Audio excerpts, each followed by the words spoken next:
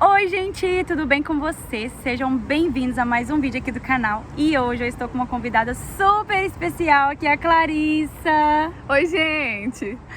Ela trabalha aqui no Canadá como cuidadora de idosos e ela sabe tudo, gente. Ela passou pela experiência de conseguir um emprego aqui no Canadá. Ela sabe quais são os requisitos. Ela tem várias dicas para vocês. Então, se você que está curioso, querendo saber tudo sobre cuidar de idosos, essa aqui é a pessoa que vai poder te ajudar. Tá curioso? Vem com a gente! Vem com a gente!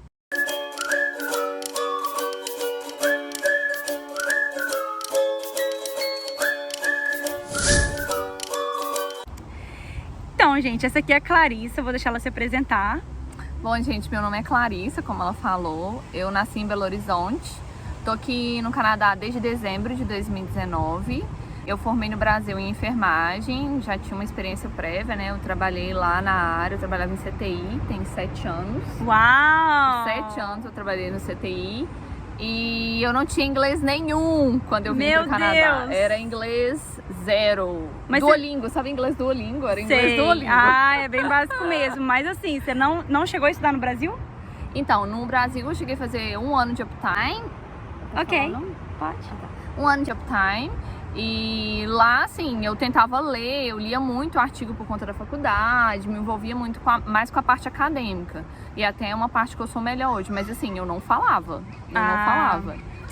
Te entendo, amiga. Eu também, a primeira vez que eu saí do Brasil, assim, eu até comunicava, eu conseguia falar alguma coisinha ou outra, mas não era nada aquela coisa. Mas chega aqui, né, também a gente vai se desenvolvendo, vai aprendendo. Sim. E eu tinha muito pavor, né, gente, que eu acho que é uma coisa que amedronta todo mundo que vem pra cá e que não sabe o inglês. Por muito tempo eu fiquei muito travada, porque eu tinha muito medo de falar e ser julgada. Que eu acho que é um grande problema quando a gente aprende inglês velha, né? Quando a gente é novinho, a gente aprende na escola, e se você erra, faz parte do aprendizado. Depois que você tá velha, pra você aprender uma nova língua e aceitar que você vai cometer alguns erros, mesmo seja sendo básicos, é muito complicado, né? Sim, mas agora uma pergunta que não deve calar, né? Deve estar todo mundo perguntando. Mas quando você começou a trabalhar de cuidadora de idosos, você já tinha um inglês melhor ou como é que foi? Ou você já chegou aqui cuidando de idosos? Sim, eu já tinha um inglês muito melhor. Eu cheguei aqui, mais ou menos depois de 1 mês, eu consegui um emprego. Era um emprego na construção, trabalhava na limpeza.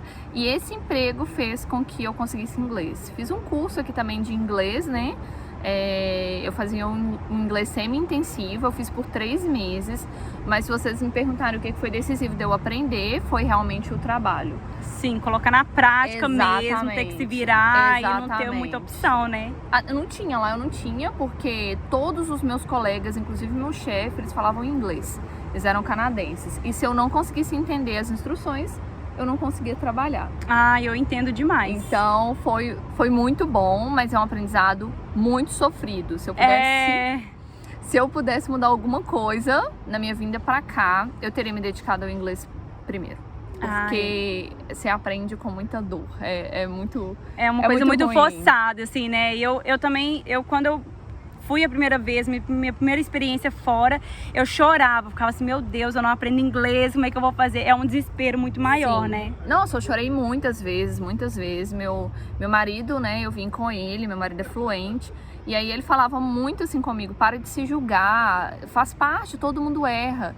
E assim, gente, o que é mais impressionante é que ninguém, assim, teve poucas pessoas, né, que riem de você, que riem do seu sotaque e tudo, mas se eu for colocar numa balança, eu não tive essa crítica toda, eu tinha um peso muito grande, né, de conseguir falar, de falar bem. Às vezes é muito mais interno, né, essa preocupação nossa, porque as pessoas, querendo ou não, né, elas não esperam que a gente tenha o inglês perfeito, né, elas querem que a gente tenha um inglês comunicável, né. Sim, elas querem se entender, querem que a gente fale uma coisa que elas entendam e querem uma comunicação, gente. Muitas vezes não precisa ser o inglês certinho, perfeito, o present perfect, não precisa. Você pode se comunicar no simple present e tá tudo bem, tá né? tudo bem, entendeu? Agora uma pergunta que não quer calar. Você falou que chegou aqui e trabalhou na construção, né, ali na limpeza. Então você tinha um visto de trabalho aberto, né? Sim. Só para o pessoal de casa saber, ela não chegou aqui pelo programa de caregivers, apesar de que ela trabalha como praticamente uma caregiver. A gente vai explicar isso melhor no decorrer do vídeo. Mas ela veio como? Eu vim com um Open Work Permit, eu vim com o meu marido ele veio fazer o college, né? Então ele veio com o Student Permit Open para ele, né, aberto. Então ele veio como estudante e eu vim com Work Permit, né? Então eu sou tipo a trabalhadora do casal. E aí com esse Work Permit eu podia trabalhar em qualquer área. Exato. E aí foi aí que eu comecei a trabalhar na construção. Porque quando você não tem, pelo menos é a minha experiência, viu, gente? Quando você não tem inglês aqui nesse país, o único emprego que pra mim foi possibilidade de eu começar e que muitas pessoas foram assim, foi na construção. Então, E na sim, limpeza, e na né? limpeza. E assim, eu sou extremamente grata a esse emprego. Sim. Eu tenho amigos, eu posso dizer, acho que até amigos desse tempo, assim, gente que eu consigo trocar mensagem. E meu ex-chefe, o cara é muito bacana. E ele foi tipo um professor pra mim. Muitas Muitas vezes vezes, legal. quando você tá em pânico, porque chegou a hora que você precisa se comunicar e você tá em pânico. E aí ele falava, calma, Clarissa, respira, eu vou te dar seu tempo. Você pode falar. Isso é legal. Então, assim, é muito legal. É aquela história daquele canadense que a gente escuta falar aí no Brasil. Esse foi acho que um cara só que eu conheci que é esse tipo, assim. Tipo, Legal. sabe, paciente. Sim, legal, bacana. Bom, então, gente, vale lembrar que a Clarissa, ela veio com o cônjuge dela. Ele fez college e ela veio como acompanhante e teve ali também um visto de trabalho aberto, né? Mas, para aqueles que estão vindo por outros vistos, tem que ver quais são as regras desse visto. Se for o caregivers, você só pode trabalhar no NOC, que é ou para cuidar de idosos ou de crianças, que é aquilo ali que você já aplicou. Ou então, se você veio como visita ou alguma coisa assim do tipo, não pode trabalhar nesse período até que saia a decisão final da imigração de um visto de trabalho. Sim, isso é muito importante, gente. É muito importante. Eu acho que é importante você começar a fazer seus passos aqui pelo caminho certo, né? Pra você conseguir ter sucesso no seu plano Canadá, né? Que é o que todo mundo quer. Exatamente. Então, lindeza, o que aconteceu assim? Qual foi o clique que você falou assim, vou sair da construção civil e agora eu vou ser caregiver? Por que você decidiu ser caregiver aqui no Canadá? Bom, gente, eu já estava mais de 4 meses trabalhando na construção e era um trabalho bem pesado. Eu já tinha o interesse de sair. E aí, a minha chefe na construção, ela conhecia essa agência, né, que eu trabalho. E aí eu falei com ela, eu era enfermeira no Brasil, eu tinha interesse de trabalhar em alguma coisa na minha área. Ela falou, olha, Clarissa, essa agência é muito boa, eu trabalhei lá um tempo e talvez seja uma boa experiência para você, né? Então eu fui, levei meu currículo e aí eles me ligaram um dia e aí perguntaram se eu queria participar do processo seletivo. Aí eu comecei, né, levei os meus documentos, que isso aí é uma novela também, porque você precisa, são várias exigências que eles pedem, porque quando você entra na casa do idoso, né, eles têm que ter certeza que você não é um risco. Tô falando disso antes da pandemia, tá? Então eles exigem pra você, eu levei os documentos, né, meu Open Work Permit, eu levei meu visto, meu passaporte, levei um raio-x recente do meu pulmão, porque como o meu papel de vacinação, ele não estava claro para eles que era, segundo eles não estava legível, eles precisavam de uma comprovação que eu não tinha tuberculose. E aí tá. eles veem isso pelo raio-x de pulmão, Sim. né? Então eu levei um raio-x de pulmão recente. E cursos? Teve que apresentar algum curso? Curso de primeiros socorros você acha que é interessante as pessoas fazerem? O que você acha disso? E o que você acha de certificações feitas no Brasil? Se é bom já trazer com a tradução juramentada ou é melhor deixar para fazer? O que você acha sobre isso? Ah, sim, isso é bem importante, que eu até esqueci de falar uma coisa. Eu apresentei o meu bacharel de enfermagem e o meu curso de especialização que eu tinha no Brasil de trauma, emergência e terapia intensiva. Todos eles estavam traduzidos no US. Então, eles realmente viram que eu tinha uma experiência de cuidado, uma experiência de assistência, formação, né? Uma formação educacional. E eu acho que isso que ajudou no meu processo. Somado, meu inglês não era excelente, tá, gente? Eu não tô falando de um IELTS 9 aqui, meu inglês não era excelente. Tinha um inglês intermediário, eles viam que era um inglês quebrado, eu ainda tenho. E aí, somado com o fato de eu ter uma assistência, de eu ter um histórico de assistência, um background, né? Uma background experiência bom. Boa em relação a cuidar, Exatamente. Né? Então, foi muito bom. Então, eu recomendo vocês trazerem, se vocês tiverem experiência, né, de assistência no Brasil, se vocês forem vir pra cá, eu recomendo trazer isso já traduzido. Com a tradução juramentada. porque levar o documento em português para eles não vale nada. Não vale de nada, exatamente. Eu, inclusive, tinha um curso que é de atendimento pré-hospitalar. Esse curso, ele é de atendimento, ele é internacional, a certificação dele é internacional. Eu apresentei, eu não tinha tradução disso, e eles me colocaram pendente para o curso de primeiros socorros. Ai, meu Deus. Então você fez o curso de primeiros socorros aqui? Eu fiz o curso de primeiros socorros aqui. Sendo enfermeira, né? Sim, e trabalhando no CTI 7 anos. Ah. Em média eu reanimava 3 pacientes por plantão quase. Então é basicamente pelo documento em si, de estar ali nas pastinhas dele, quando alguma coisa acontecer, eles for buscar quem que é a Clarissa, o que aconteceu aqui, e saber que você está certificado. Exatamente. Então assim, fez no Brasil, ok, mas tem um acompanhamento da tradução juramentada, né? Sim, e o que é mais importante aqui é que eles não deixam nada subjetivo.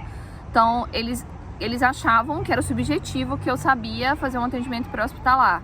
Então, tudo bem, se é subjetivo, você vai fazer o curso.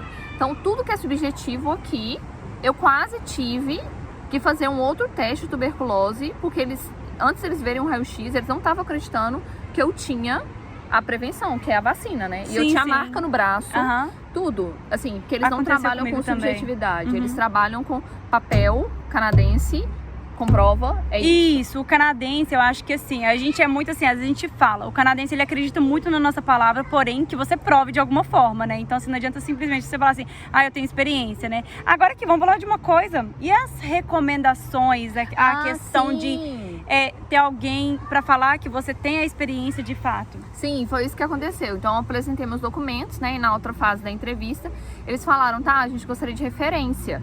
E aí eu falei, nossa, referência, quem eu conheço é a pessoa com quem eu trabalho, né? E eu conhecia mais uma pessoa lá no trabalho e uma colega de uma amiga minha, que a gente já tinha conversado algumas vezes. Então eu dei essas referências. E assim, eles pediam 3, eu não tive 3 referências. E foi nessa hora eu senti que eles ficaram uma meio... lacuna, né? Tipo, tá faltando alguma coisa ali pra confiar 100% na Clarissa. Eu senti isso, eles nunca me disseram, mas eu senti que ficou essa lacuna no processo. E eu acho que foi um dos motivos que eles não me deram muitos pacientes no início, né? E eles, a partir do momento que os pacientes foram gostando, não foram fazendo reclamações, ligaram no OSS, falaram, olha, ela tem um atendimento legal, gostei do cuidado dela e tal, eles foram acrescentando mais pacientes na minha escala. Então, eu acho que foi por isso que o meu início foi bem lento. Legal, bacana, mas pelo menos você sabe o que é e tá, né, sugerindo para as pessoas que tenham referências, que tenham experiência, para que quando alguém perguntar, você não fique gaguejando, não sei, estejam preparados para chegar, né, na hora certa. Sim. Tá aqui. E por isso que é importante, qualquer oportunidade de emprego que você tiver aqui, se for certinho, né, se for dentro das leis canadenses, tudo certinho, eu acho que é importante vocês pegarem, porque essas pessoas podem ser suas referências no futuro para uma boa oportunidade de emprego, né? Legal, bacana. Bom, e como é que é a rotina, assim, mais ou menos? Porque, assim, gente, a Clarissa, ela trabalha para uma empresa, para uma agência que presta serviços para essas casas, desses idosos, essas coisas assim do tipo. Ela não é uma caregiver que fica lá só com uma família, com um idoso. E eu trouxe ela justamente para ela falar como é que é a rotina e algumas exigências possíveis das famílias para vocês. Mas conta um pouquinho para o pessoal como é que é a sua rotina e o que você acha que é uma rotina assim de uma caregiver. Então, gente, foi como a Letícia falou, né? Eu trabalho por uma agência, eu tenho um contato com as caregivers que são live-in, que são live-out, não importa. Eu sei que elas ficam lá na casa dos meus pacientes. E a rotina mesmo eu faço as visitas, né, nos momentos que são críticos para essas pessoas que precisam de um cuidado de uma caregiver, e para alguns pacientes eu vejo que tem as caregivers que são as live-ins e as live-outs, não importa. Sim. Né? E aí a grande diferença do trabalho é assim, eu vejo muito que os pacientes eles têm um vínculo muito grande com a caregiver que tá dentro da casa deles. Afetivo, né? E confiança. Muitas vezes eu não consigo participar do cuidado, eu não consigo prestar assistência se a caregiver que é do paciente não esteja lá. Sim. E, inclusive, às vezes no meu plano de cuidado, para alguns pacientes, eu não consigo prestar o cuidado se eu não encontrar a caregiver lá. Eles colocam claro, espera, até assim, pede pra esperar. Pede pra esperar, Caraca. porque quando ela tiver, o paciente ele vai estar mais aberto, mais calmo, mais tranquilo, mais mais menos agressivo, talvez, entendeu? Então, isso é uma coisa muito legal para vocês verem o quanto que é importante a questão do vínculo do caregiver com o paciente. Sim, a questão ali da companhia, porque assim, querendo ou não, o caregiver às vezes está muito mais com o paciente, até mesmo que a família, né? Às vezes a família ou não mora aqui, ou mora em um outro país, ou trabalha, alguma coisa assim do tipo. Então, assim, a caregiver é o ápice, né, do vínculo ali afetivo que o paciente tem. Então, assim, o que você acha, assim, que é das atividades? Você entra na casa e você vê, assim, o que é basicamente, assim, de atividades da caregiver? Sim. O que eu percebo é que tudo que é relacionado ao paciente, né, tipo, não só o cuidado, às vezes, físico, né, de ajudar numa transferência, de sair da cama e ir para uma cadeira, mas tanto das roupas do paciente, onde que eu consigo achar as roupas que eu preciso, ou a questão da limpeza das roupas também, a questão de organização do quarto, a questão de prover a comida para o paciente, os horários das medicações e quais medicações que esse paciente toma. Eu não tomo conta, quem toma conta disso é a família e a caregiver. Se falta alguma coisa, se eu não consigo encontrar, a caregiver é a pessoa que vai me ajudar lá dentro da casa. E ela é a pessoa que sabe da rotina de tudo que acontece na casa, assim. Você vê, tem hora que a gente tem que ter até meio cuidado, mas tem hora que às vezes parece até misturado, parece membro da família mesmo. Quando você vê um relacionamento muito bom, né, entre ambos os lados, é como se fosse um membro da família mesmo. Cara, isso é muito legal, porque assim, e eu acho que não é um trabalho super leve, né? Porque igual você falou, você vai lá na casa do seu paciente, você não vai lá todos os dias. Então quem tá ali todos os dias é a caregiver. Então, quando você vai lá, você dá um alívio em relação ao dar o banho, você vai dar o banho, mas aquilo ali é corriqueiro da caregiver, né? Então, sim. Assim, o que eu vejo, pelo menos meus pacientes, em relação aos idosos, é um trabalho bem pesado da caregiver que fica na casa, né? Tipo, a gente vai em alguns momentos até para dar alívio para ela, né? Para poder ela conseguir dar uma respirada ali, porque geralmente o paciente que ele precisa é um paciente com alta demanda, né? É um paciente que chama a todo momento, que precisa a todo momento, que independente do que aconteceu com ele, ele tem um grau de dependência, um grau de dificuldade para resolver as coisas sozinha. Ele não tem mais, ele perdeu, né? Exatamente. E a caregiver, ela tá ali realmente para ajudar o paciente nas necessidades do que ele precisa durante todo o dia.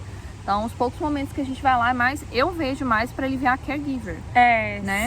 Sim. É porque também é um trabalho muito pesado. Eu acho que é bem diferente, assim, o ser caregiver de idosos versus de crianças. Eu acho que é uma coisa, assim, bem diferente. Porque o caregiver de idosos tem que estar ali para praticamente tudo, assim, né? Talvez a carga horária vai ser muito mais pesada.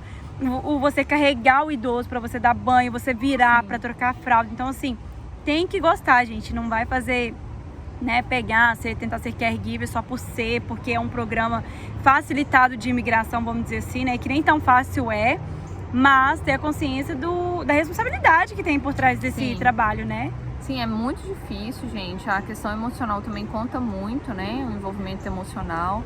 Muitas vezes você passa por situação muito de estresse, né? Então, eu acho que é bem importante, assim, pra mim é um trabalho tranquilo, porque eu sou enfermeira, assim, mas eu não já estava acostumada, teoricamente. Exatamente, mas eu não tô dizendo, gente, que quem não é enfermeiro não é capaz de fazer. Longe de mim dizer isso. Mas o que eu tô tentando explicar pra vocês é que do ponto de vista emocional, você tem que ter um preparo muito grande também. Porque eu acho que você tem poucos momentos de relief mesmo. Naquele seu shift for de 8 a 6 na casa, né? Independente se é live-in ou live-out, você vai sair da casa ou você vai pro seu quarto, ou vai, né, pra área que você vai ficar. Assim, é 8 a 6, mas é 8 a 6 intenso. Aqui no Canadá é 8 a 6, é 8 a 6. Você para 30 minutos pra você comer, ou 15, é 8 a 6. Não tem dessa de parar pra um cafezinho, eu vou ali no supermercado.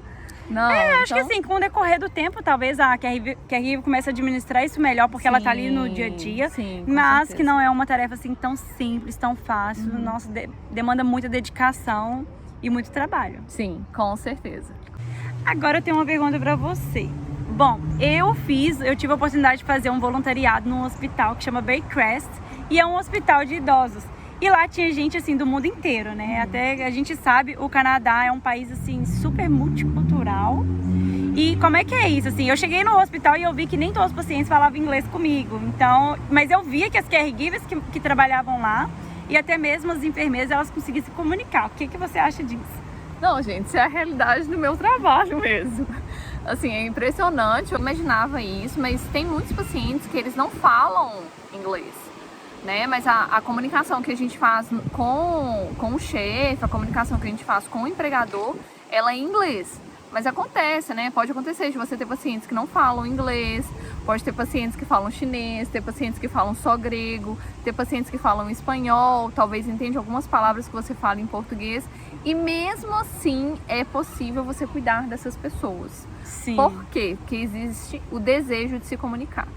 Porque você geralmente está dando uma ordem ou está orientando o paciente está querendo te dizer alguma coisa e aí vocês dois estão empenhados em ser entendidos. Então até se o inglês for quebrado, se você não tiver um bom inglês, mas se você tiver o desejo de se comunicar, o desejo de você aprender, eu acho que muitas das vezes você vai conseguir se comunicar com o seu paciente. Mas o inglês é essencial para você se comunicar com o seu trabalho. Não existe às vezes outra até com forma. a família, né? Exatamente. Passar para a família o que é que está acontecendo. Porque também você não vai aprender várias línguas, né?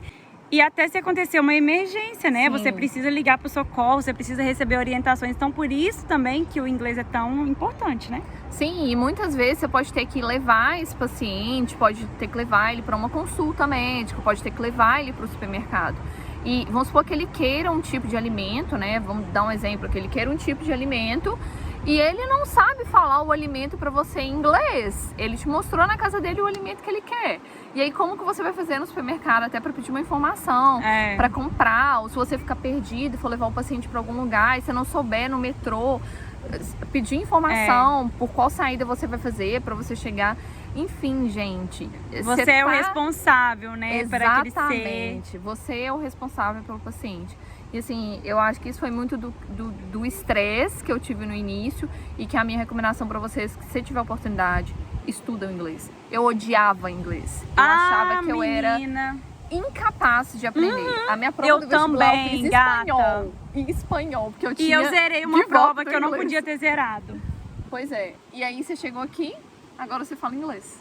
Então, a gente vai aprendendo sim, com certeza. Você tem que entender que o inglês é o essencial. Se você quer que seu plano Canadá dê certo, você tem que focar no inglês. Não tem outra opção. Também eu concordo 100%. Assim, é muito importante mesmo. Como dizia a professora, don't give up and don't stop learning. É verdade. Não desista pode. E nunca pare de aprender, né? Ou não pare de aprender. Tá? Exatamente. Ai, amor, eu amei. Ai, foi ótimo! Eu espero que o pessoal de casa tenha gostado. A Clarissa tá aqui esclarecendo as dúvidas. Só pra ficar claro mais uma vez, gente, ela não faz parte desse programa que eu tanto falo lá no meu Instagram, mas ela faz as atividades, então ela é a pessoa certa. Conte comigo e conte com ela. Sim, gente, quem quiser seguir lá no meu canal também, Cuidando no Canadá. Eu sou uma pessoa bem ocupada aqui, não é por mal, mas assim, podem mandar suas perguntas, eu vou tentar responder o máximo que eu conseguir, mas talvez não no tempo que vocês esperam. Então mas sejam pacientes, viu, gente? Por a favor. gente responde. Ai, muito obrigada por foi ter ótimo, aceitado. eu também amei. Tô adorando essa vida de blogueirinha. Que delícia! Então, gente, pra fechar com chave de ouro, gostaria de pedir a todos, deixa aqui nos comentários quais são suas dúvidas. E não se esqueça de se inscrever no meu canal, tá aqui embaixo, já clica no like se você gostou, para que o YouTube continue te entregando esse tipo de conteúdo. E obrigada e um beijo! Um beijo, gente! A gente te vê aqui no Canadá, né? Sim, eu espero que seu plano dê certo! Beijo! Tchau!